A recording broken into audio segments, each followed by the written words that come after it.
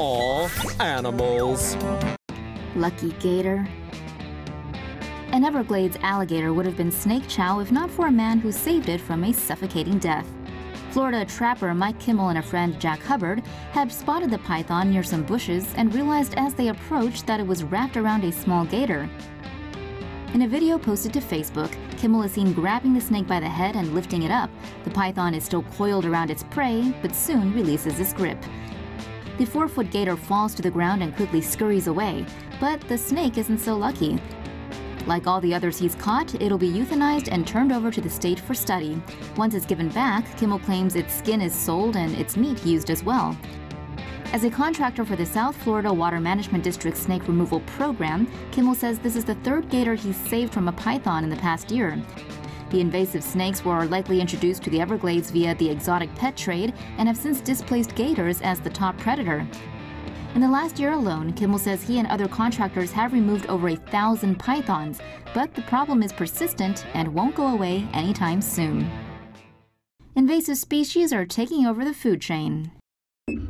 Creepy killer worms are invading France. Scientists have discovered that an invasive species of flatworms have been quietly occupying French soil for the past 2 decades. They would have gone unnoticed if not for an amateur naturalist who spotted the strange critters in his garden, and a zoologist at France's Museum of Natural History who later identified them as hammerhead flatworms. Hammerheads are a giant species of flatworms with shovel-like heads that are native to Asia. They can grow up to be a meter long and appear to reproduce asexually. Citizen sightings indicate that at least 3 hammerhead species have been in metropolitan France as early as 1999, with 2 others reported in overseas territory.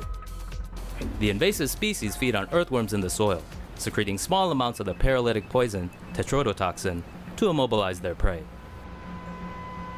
This neurotoxin is the same one found in fugu, or pufferfish, a Japanese delicacy that's lethal if not prepared properly. Since earthworms help aerate the soil and keep it fertile, the presence of predatory flatworms may threaten biodiversity and drastically affect the ecosystem. Scientists believe the worms were likely transported to Europe via tropical plants, but remain baffled by how they went undetected for almost 20 years. Florida hires India tribesmen to capture Burmese pythons. The invasive python problem in Florida is no joke. Between 2002 and 2012, more than 2,000 Burmese pythons were pulled out of the Everglades. But at the rate they breed, that number just ain't gonna cut it.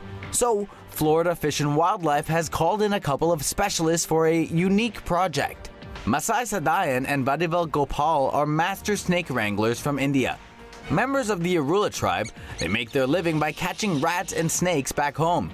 This past month, they've been flown to the United States to seek out and capture as many treacherous Burmese pythons as they can over the next 2 months.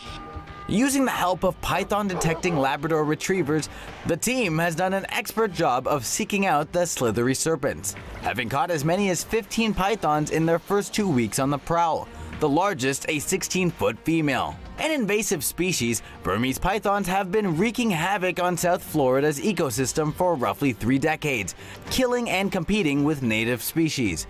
If the Arula tribesmen can put a dent in Florida's python population, estimated today at roughly 5,000 to 10,000, don't be surprised to see a few more Indian snake hunters walking around the Everglades, and a lot less snakes. Australia releases plans for its so-called Carpageddon. The Australian government has committed 15 million Australian dollars of its federal budget towards eradicating its biggest freshwater pest, the common carp. Australia's carp population has gotten so out of control that the invasive species makes up 80% of the fish biomass in Australia's Murray-Darling Basin. Adult carp, as they have no natural predators in Australia and can adapt to different environments, easily outcompete native fish species for food and resources. As current population control measures such as trapping and commercial fishing have had little effect on carp populations over large areas, the government has had to get a little more creative. To combat the rising carp population, Australia plans to release a carp-specific herpes virus into the basin. The virus attaches to their skin, gills, and kidneys and makes it difficult for the fish to breathe. The virus multiplies in the carp for about a week, and fish usually die 24 hours after they first show signs of the virus. While the virus kills the majority of carp populations, it has no effect on native fish species or other aquatic animals. Much of the $15 million the government has set aside for the project will go towards cleaning up the dead carp. Sea lice wreak havoc on worldwide salmon supply. There's something fishy going on with the world's salmon supply, and it's not something the fish are doing. According to the Associated Press, parasitic sea lice have infected salmon farms in Chile, the United States, Canada, Scotland, and Norway. Once a parasite infects the salmon, it becomes inedible. Previously, salmon were fed a pesticide to defend against the sea lice. This was reportedly effective until 2009, when the lice began to overcome it and spread globally. Fewer salmon but consistent consumer demand means higher prices for all things salmon, unfortunately. Whatever you do, stay away from this plant. Virginians are being warned to keep their eyes out for the giant hogweed plant, which can cause third-degree burns and even blindness. 30 of the deadly plants were recently found at a site in Clark County, according to Virginia Tech's Massey Herbarium, although they've been known to grow in other states. Giant hogweeds are huge and invasive. They grow up to 14 feet and have sharply lobed leaves, umbrella-shaped white flowers, and hollow, hairy, purple splotched stems. Their sap contains toxins called furanocoumarins, which can make human skin hypersensitive to sunlight. If not washed and covered immediately, the skin can develop itchy, burning blisters with scarring, discoloration, and sometimes persistent sun sensitivity that can last years. The sap has also been known to cause temporary or permanent blindness when it comes in contact with the eyes. Experts strongly advise against taking out the plant with a weed whacker since the sap could splatter and spread. Physical removal or the use of herbicides is a much more effective, not to mention safer option. Or just call it in and leave it to the pros. Two of America's favorite wild Christmas trees, the Canaan and Fraser firs, may be driven to extinction by an invasive insect. The balsam woolly adelgid, a wingless, soft-bodied insect, is no bigger than a freckle. It reached American soil from Europe in 1900. Infested trees bend and their leaves turn yellow.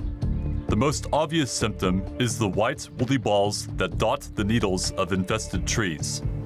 The pest is sedentary. After emerging from their eggs, the insects remain in the same location. Upon invasion, trees produce reaction wood.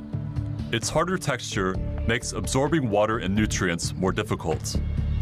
The only known remedy is predator beetles, which eat the insect's eggs. Park rangers in the eastern US are releasing the beetles as a form of biological control.